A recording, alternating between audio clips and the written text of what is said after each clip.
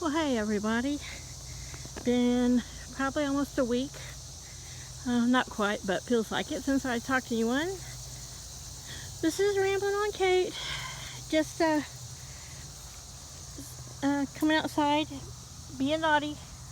Yeah, not wearing the boot.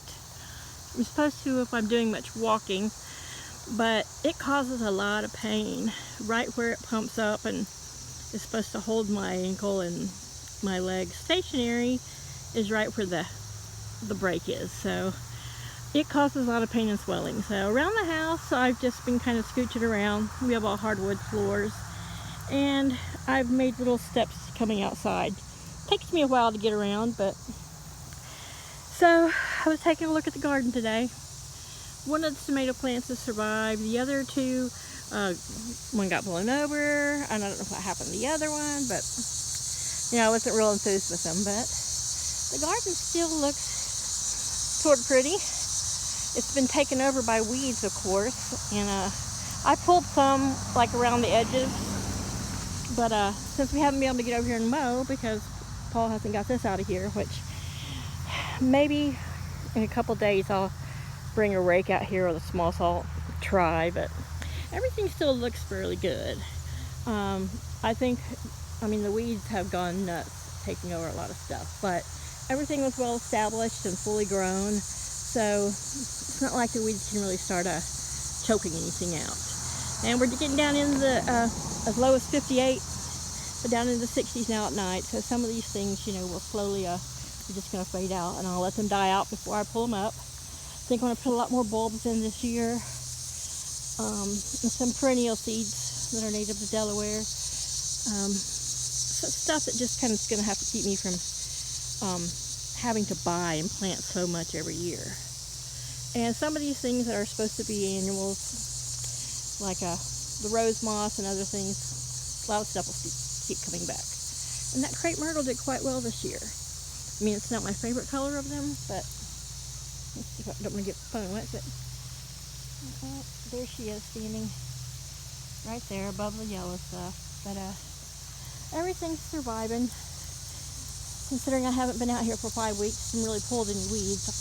When I do wander out, I slowly go around the circle and pull a few out here and there, but that kind of bending over and the way it makes my weight lean forward on my feet is painful, and I just haven't really worried about it. These succulents now, I'm going to move them in this winter. These two I think I'll leave in their little terracotta pots. This is the one that's bright yellow with the hot pink middle. They are succulents and they can be overwintered in the house. I've checked on these. So I'm going to try to do that. Now these big ones, this is the big yellow. And then over here with a crazy stick growing out of it is that bright, kind of a Chinese red orange, well, really bright orange. They are in these coconut pots, so I may put the whole thing in just a bigger pot and leave them whole, or I may just take a good cutting of them around that size, because they're going to take up a lot of room in the house. And the bigger the pot, the more the cats want to screw with stuff. But I have that buffet in the dining room that we don't use. It's just got a juice cup and glass antique collection on it right now, which, it's a miracle the cats haven't broken that. But I think I'll put something up there to protect it, and a nice thick runner, maybe something that's more like a rug. Oops, sorry, I was trying to just show the garden getting watered. The swing's held up pretty good, and so it doesn't ruin the bureau. Make sure there's plenty of, get the pot with a nice water catch.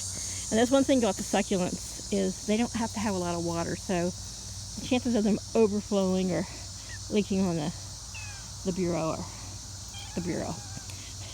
I used to call it a credenza because, in offices they were credenzas, but it's called a buffet when it's in the dining room. Or some people call them sideboards, but it's a buffet. And the dining room gets the most light. We don't cover those windows with curtains, because they're the kitty cat windows, and they just face a bunch of trees and our neighbors who aren't nosy. So anyhow, that's kind of where I'm at. Came out about an hour ago, and not quite an hour ago, and turned on the sprinkler full. So everything's gotten a good drink, and I usually like to let it run an hour, but by the time it takes me to get down the steps and around the yard. Hi, hi. What you been doing? Your nose is all scratched up. Who you been messing with? It's gotten its hour's drink. So, still got some more of that tree that needs to be cut up, but that's on Paul. But some of that small stuff, I mean, I can't really lift it and carry it anywhere because I'm taking these really small steps and not bending my ankle much. In the house, I mean, I've got pretty much full range of motion in my ankle, but using it with weight, like walking on it, and the rolling of your foot from heel to toe is painful. And then if I do it too much, like I vacuumed the other day, which, that's little steps. That's not, anything major. But afterwards, I had a lot of swelling and pain for the rest of the evening. And I got rid of my ulcers. I only eat enough ibuprofen now to probably get another one. But those tomatoes are done.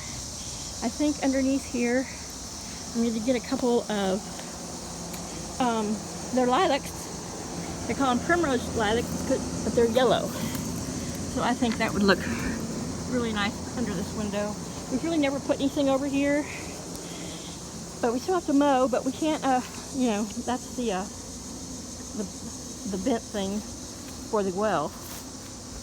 But so, Paul came to here the other day with a saw and whatever, and got all those little trees and all that underbrush stuff out, which that's great. But he had left a bunch of big stuff, which was out here in the yard, and a few pieces I threw over because I had to make a big circle to get around them. With the boot, it was like, impossible. And the boot in the yard is more painful because the yard's not even. And so it's hard in it, you have to take a bigger step. You can't be looking just straight down, and, it makes you awkward, and it just kills me. I had it on the other night when I set up the tent and camped out with chaos, and I ended up taking it off. And then when I had to come in the house to pee, I kept a flashlight, and I put one of the yard lights. It's there now, where there's a hump in the driveway, and I just, I didn't put it off. If I had to go, I totally just took my time getting in. I had the grand notion that if I'm gonna pee, it's my own yard. I'll just go over by the bushes on the other side of the tent and pee. But getting in and out of the tent reminded me why squatting and then pushing my weight back up with one leg was not going to work. I'd probably end up peeing on myself or falling in it. So, and a couple times I had to crawl out of the tent, on my hands and knees, and do this weird rocking on one leg and gingerly standing up, using the sore leg, which I wouldn't have been able to do that with the boot on. But if I haven't gone back out in town. Last week's trip to just the pharmacy and then across the parking lot to the grocery store and just walking around in there, oh my God, it killed me for a couple days. And it's only been, 5 weeks, so hopefully I'm starting to make a callus, but I guess not yet. Anywho, I have a doctor's appointment later in the week, and I'll probably go to the store again. I'll wear the boot, but man. And if I don't pump it up and make it tight, it flaps against the back of my leg, which, is horrible pain. But the air bladders are just right where I broke it. Very inconvenient place to break it. And, once I do walk around in it, I end up getting a lot of swelling. I've had a lot of pain, a different pain. I thought, oh good, I'm pretty much past all the pain.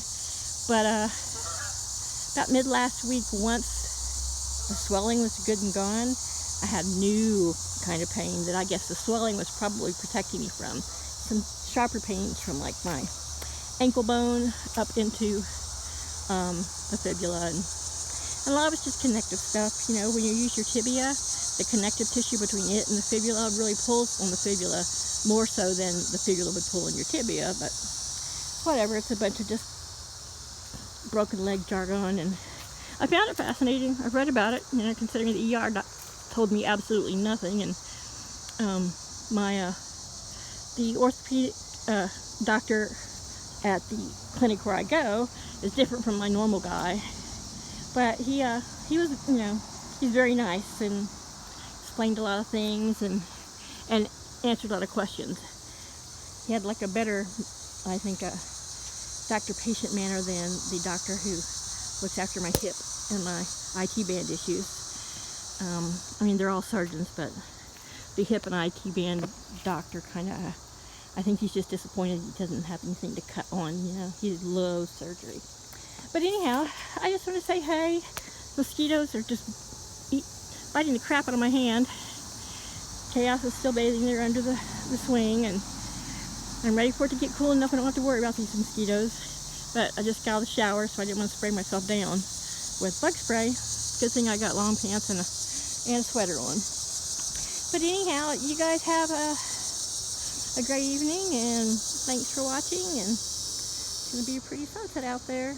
Yeah, I need to cut these stalks off this yucca, but, you know, me and doing anything with big awkward tools, this is not a good idea quite yet. But I'm hoping after 6 weeks, into that 7th week, I'll be much more mobile. Then again, we'll see. So, take care. Love y'all. Like, share. Bye-bye.